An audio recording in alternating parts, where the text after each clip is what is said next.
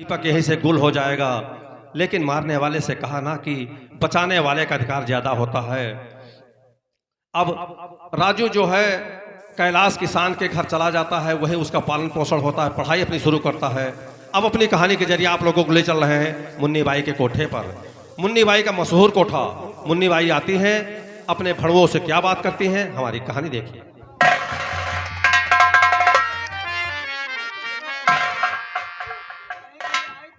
अरे कहाँ रहे हो? अरे मुन्नी बाई, हाँ आने गेट के सामने बैठे बैठे सुबह से दोपहर हो गई, कोई ग्राहक नहीं आया। अब तो कोई धंधा भी नहीं चलता है, मैं क्या करूँ अभी? धंधा का तुम हो गई बुढ़ी, हाँ बुढ़ी हो गई दुकान।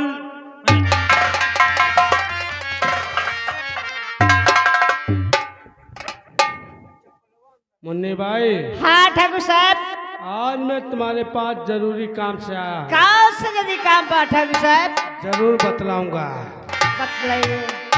तो बड़ा जरूरी काम है, अरे मुन्नी बाई आज।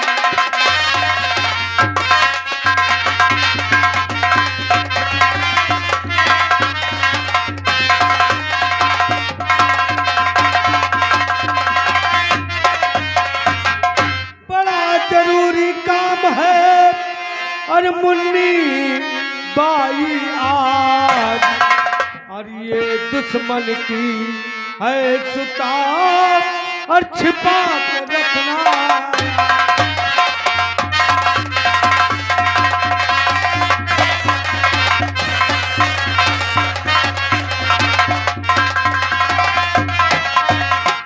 छिपा के रखना राज आज से मेरी जान संभालो।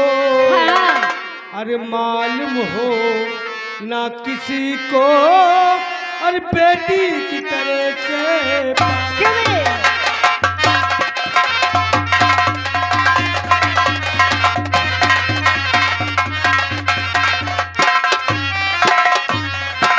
मेरी तरफ से छूट है, तुम चाहे जो कर डालो। अरे बंधा के घुंघरू पैरों में काफी लो तुम हमारे।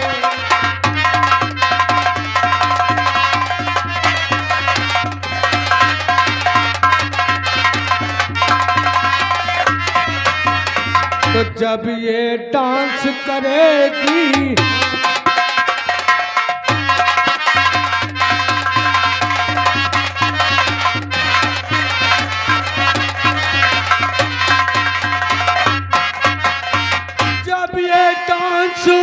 करेगी, हाँ दिल को ठंड मिलेगा।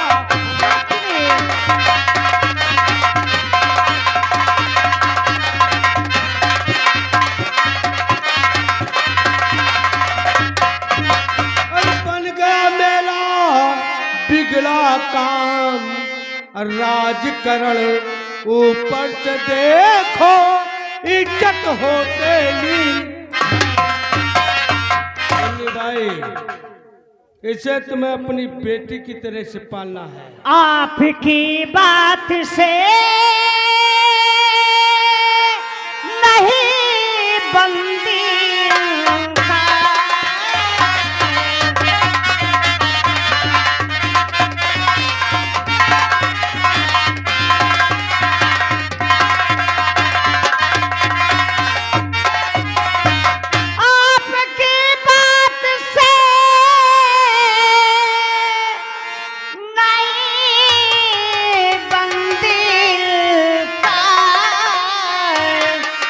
अपनी बेटी के तरह दोगी अपना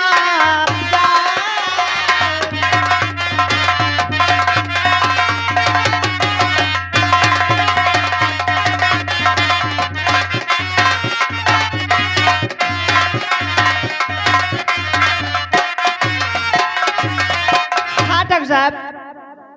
हाँ मुन्नी भाई, तुम्हें इसे अपनी बेटी की तरह से पालना है। क्यों नहीं है? तुम इसे जितनी जल्दी हो सके जवान बनाओ। ठीक है। इसके जवान होने में जितना पैसा लगेगा मैं दूंगा। मैं क्यों नहीं दोगे यार, नहीं दोगे? मैं आज के बाद तुम्हारे कोठे पर उसी दिन आऊंगा जब ये भरपूर जवानी में हो जाएगी। बात अच्छी बात है। और एक बात और याद रखना मुन्नी भाई, हाँ ये मेरी अमानत है। वो तो मैं जानती हूँ। मेरी अमानत किसी दूसरे के हाथ में नहीं जाना चाहिए। कभी नहीं आओगे।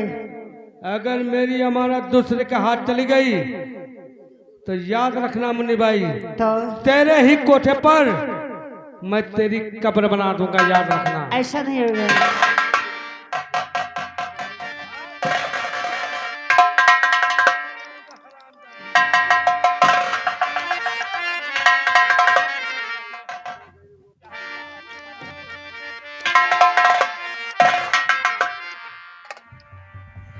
माँ माँ माँ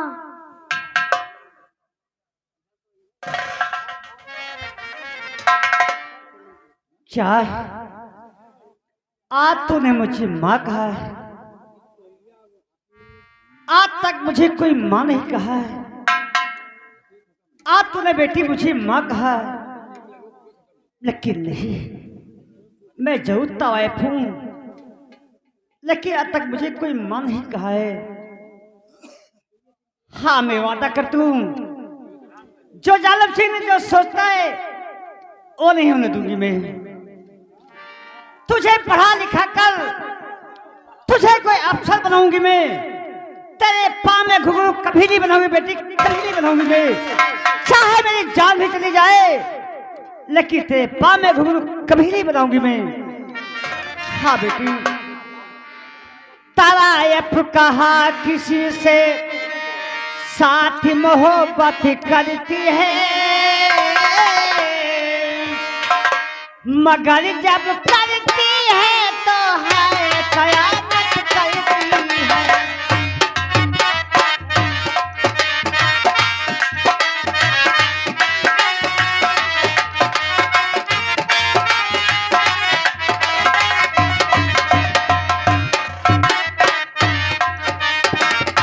तवायफ कहा किसी से साथ मोहब्बत,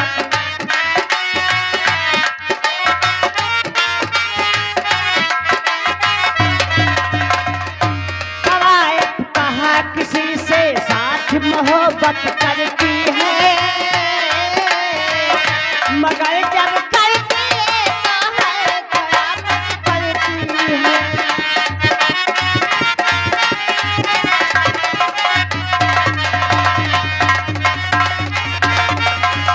और हाँ दोस्तों, इस तरह से ठाकुर जालिम सिंह अपने अपमान का बदला लेने के लिए इंस्पेक्टर राजकरण की नन्ही सी बच्ची को ले जाकर मुन्नी बाई के कोठे पर पहुंचा देता है। अब वहीं से उसका पालन पोषण शुरू होगा। आगे चलकर ये क्या बनेगी, ये हमारी कहानी देखोगे तब पता चलेगा। अब अपनी कहानी के जरिए आप लोगों को ले चल रहे हैं उसी रंगनगर शहर में एक बहुत बड़े सेठ रहते हैं, नाम है सेठ गोपाल दास। आते हैं, अपने नौकरों से क्या बातें करते हैं, हमारी कहानी देखिए। सेठ गोपाल दास। बजरंगे, बजरंगी बजा रहा आपके नाम का सरंगी। हरदम हमारे नाम की सरंगी बजाता है, या मैं जो कुछ कहता हूं उसे करता भी है। सेठ जी, नमक आपका खाता हूँ, सरंगी किसी और का बजाऊं? मैंने तुझसे कहा था कि कैलाश के घर को चले जाना और उनको बुला करके हवेली पर ले आना। गया था या नहीं? गया था सेठ जी, लेकिन सुबह सोकर कैलाश काका अब खेतों पे चले गए। चलो ठीक है, हम कैलाश के आने का इंतजार करते हैं। बहुत अच्छी बात।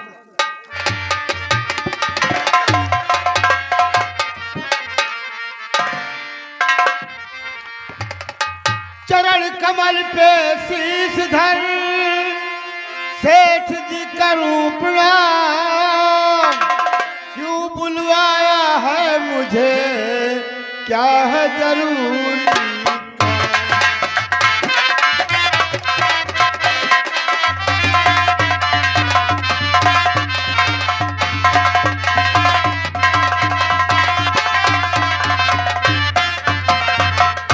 काम क्या है जरूरी, वो बतलाइए काम क्या है जरूरी।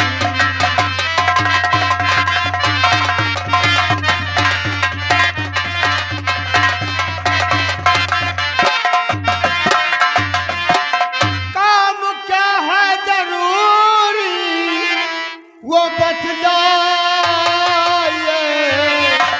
आपका काम करने को तैयार हूँ। आपका काम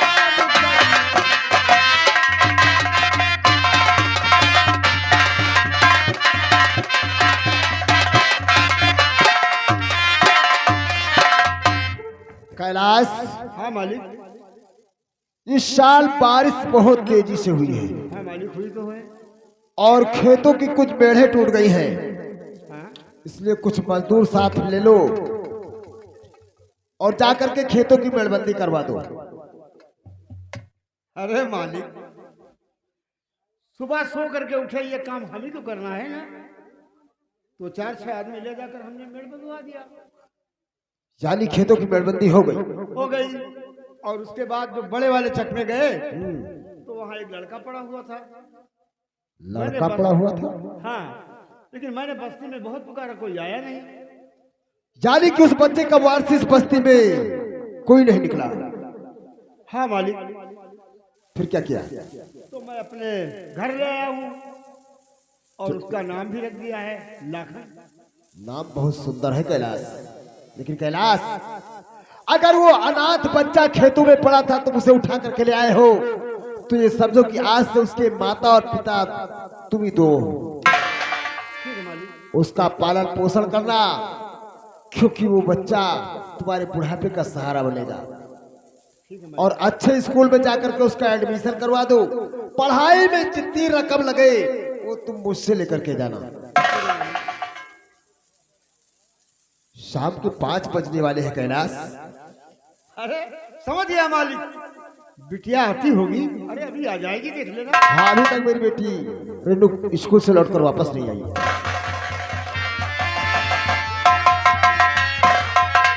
अरे पिताजी नमस्ते। नमस्ते बेटी रेनू। नमस्ते बेटी रेनू, कहिए पिताजी। स्कूल से जिस समय छुट्टी हो रास्ते में देर नहीं लगाना बेटी। नहीं पिताजी। क्योंकि अगर जरा सा देर हो जाती है तो मेरा दिल बेचैन होने लगता है। क्यों नहीं? देखिए कैलाश, हाँ मालिक। न जाने क्या बात है कि आज सुबह जब मैं सोकर उठा तो मैं क्या देख रहा हूं कि मेरे आंखों के सामने मेरे बचपन का दोस्त जालिम सिंह खड़ा हुआ है। मालिक, जब कभी सुबह सो करके उठते नाम लेते हो आ जाते हैं। वो हमारे बचपन का दोस्त है। अरे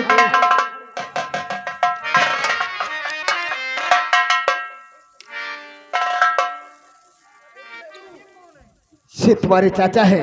नमस्ते गुरुजी। नमस्ते चाचा। ओ नमस्ते नमस्ते। अरे चाचा जी नमस्ते। चुप।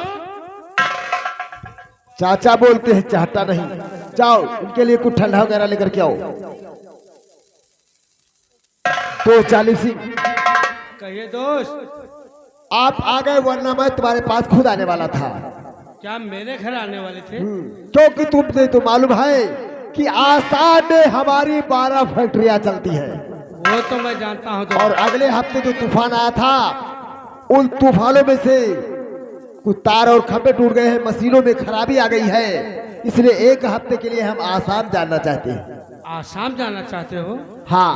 तो दोस्त मेरे लायक कोई काम हो तो बतलाओ। तुम्हारे लिए तो ही काम है, इसीलिए तो तुम्हें याद कर रहा था। तुम तो जानते कि बेटी रेणु के सिवा हमारे और कोई दूसरा है नहीं। नौकरों का क्या भरोसा, आज है कल नहीं आए, कल आए परसों नहीं आए।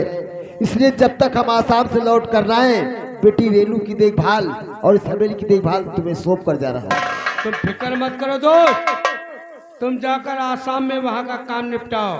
और जब तक वापस नहीं आ जाते हो तब तक मैं तुम्हारे खेतों की देखभाल, तुम्हारे घर की देखभाल और बिटिया रेणु की देखभाल बहुत अच्छी तरह से करूंगा। लेकिन तू तुम तो जानते हो कि बेटी रेनू हमारी बेटी नहीं बल्कि वो हमारे दिल का टुकड़ा है। क्यों नहीं दोस्त? मैं अपनी बेटी के बगैर देखे कभी रह नहीं सकता हूँ, इसलिए हमारी बेटी किसी प्रकार कोई तकलीफ नहीं होना चाहिए। और कैलाश,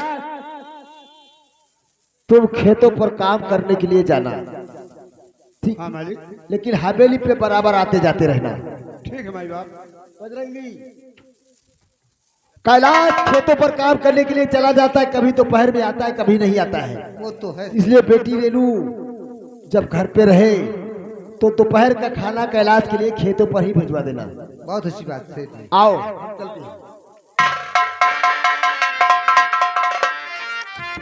अबे उल्लू के पट्टे को सुना, देखा?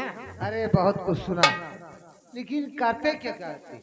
बिटिया रेनू, रेनू,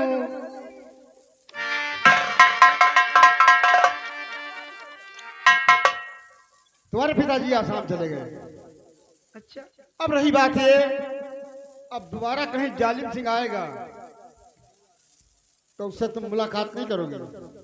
आखिर क्यों? जैसा हम कह रहे हैं वैसा तुम्हें करना पड़ेगा। ठीक है। अब जाओ।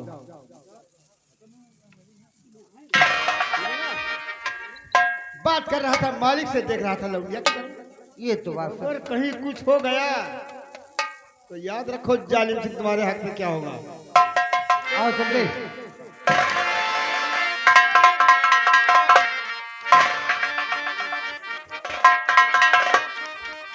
अरे वाह, अरे मैंने तो कभी सपने में भी नहीं सोचा था कि सेठ गोपाल दास की लौंडिया इतनी जवान हो जाएगी। ए रामलाल, अरे धनवा, एक बात बता मुझे। कौन सी बात? ये बता मुझे, रेनू मिलेगी कैसे यार? अरे कैलाश के लिए भोजन लेकर खेतों पर जाती है। खेतों पर जाती है? हाँ। कितने समय? अरे वही 12 साढ़े 12। दोपहर में? हाँ। चुप! साले कितनी बार कहा है हिजड़े की हंसी मत हंसा कर। सरकार, छोटे आदमी छोटी हंसी। तो आज हम भी खेतों की तरफ चलते हैं। ठीक है सरकार। जब रेनू खाना लेकर कैलाश के लिए जाएगी हाँ, तब रास्ते में मैं उसे मिलूंगा केवल है सरकार। और अपने दिल की बातें से जरूर कहूंगा। अरे हमें तो लूट लिया, अरे हमें तो लूट लिया मिलके हुस्न वालों ने, काले काले बालों ने, गोरे गोरे गालों ने, हमें तो लूट लिया।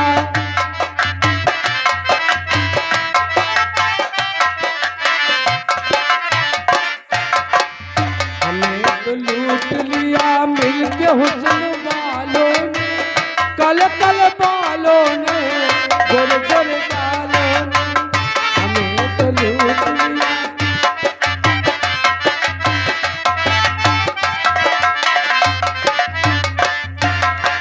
नजर की शौकियां बचपना शरारत में, अदाएं देख के हम लुट गए मोहब्बत में।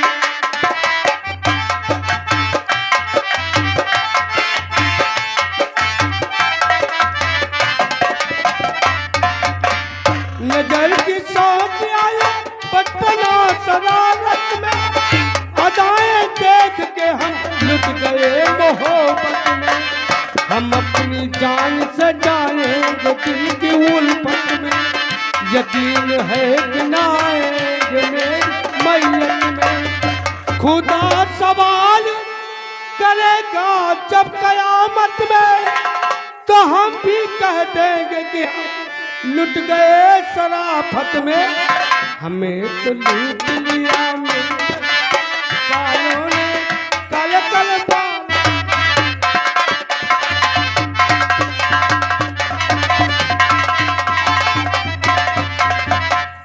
हेलो। हाँ दोस्तों, अपने कहानी के विषय में बताता चलूं कि इंस्पेक्टर राजकरण से पहले रंगनगर थाने में आए थे इंस्पेक्टर भानु प्रताप अपने परिवार के साथ। उनका छोटा सा परिवार था। आप दोनों पति पत्नी और उनके छोटा सा मुन्ना था, उनका एक हरिया नौकर। ठाकुर जालिम सिंह ने इंस्पेक्टर भानु प्रताप उनकी बीवी को मार दिया और उनका नौकर हरिया उनके मुन्ने को ले जाकर अनाथ आश्रम में छोड़ दिया। मुन्ने का पालन पोषण अनाथ आश्रम में हो रहा है, जबकि राजकरण और भानु प्रताप जिगरी दोस्त थे। उसी तरह से राजू और मुन्ना दोनों दोस्त थे। अब इधर इंस्पेक्टर राजकरण का लड़का एक गरीब के घर में पल रहा है। इंस्पेक्टर राजकरण की बेटी गुड़िया एक तवायफ के कोठे पर पल रही है। तो क्या बड़े होकर इन तीनों का आपस में मिलन होगा या नहीं, ये हमारी कहानी देखोगे तब पता चलेगा। और उधर इंस्पेक्टर राजकरण के मरने के बाद उनकी बीवी, उसका बदतर हाल हो जाता है। ना कहीं खाने का ठिकाना, ना कहीं रहने का। पति के मरने के गम में, बच्चों के बिछड़ने के वियोग में मारी मारी इधर उधर फिर रही हैं। तो आ रही हैं आप लोगों के सामने कलावती।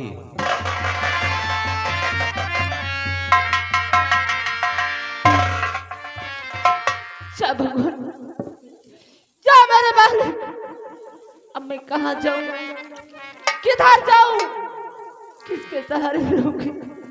नहीं जालिम सिंह, तुझे ऐसा नहीं करना था। तूने मुझे घर से बेघर कर दिया। ना जाने मेरे बच्चे कहाँ पर हो।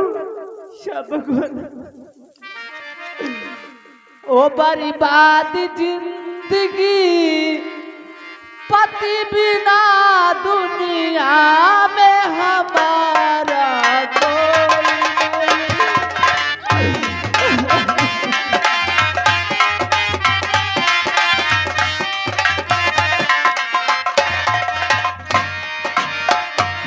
दुनिया में हमारा कोई नहीं, दुनिया में हमारा कोई नहीं।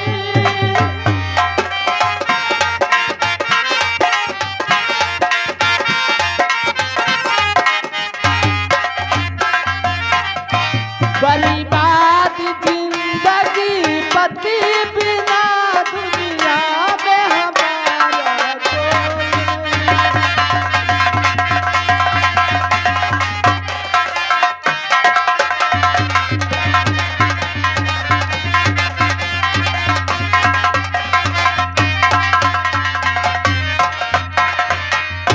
मैंने जौना बनाया पति के लिए, जौना के जवैया कोई नहीं।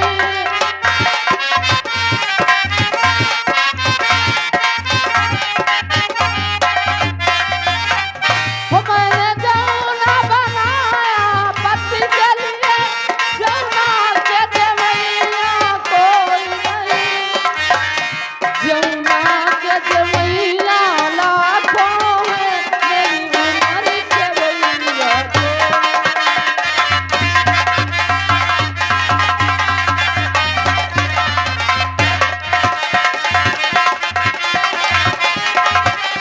Hello hello.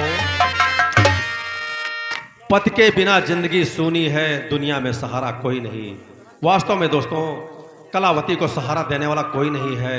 कलावती अपनी बची जिंदगी कैसे पार करेंगी, ये हमारी कहानी देखोगे तब पता चलेगा। फिर धीरे धीरे करके इस कहानी को कई वर्ष बीत जाते हैं। दिन बीतते देर नहीं लगती दोस्तों। कैलाश किसान के घर में इंस्पेक्टर राज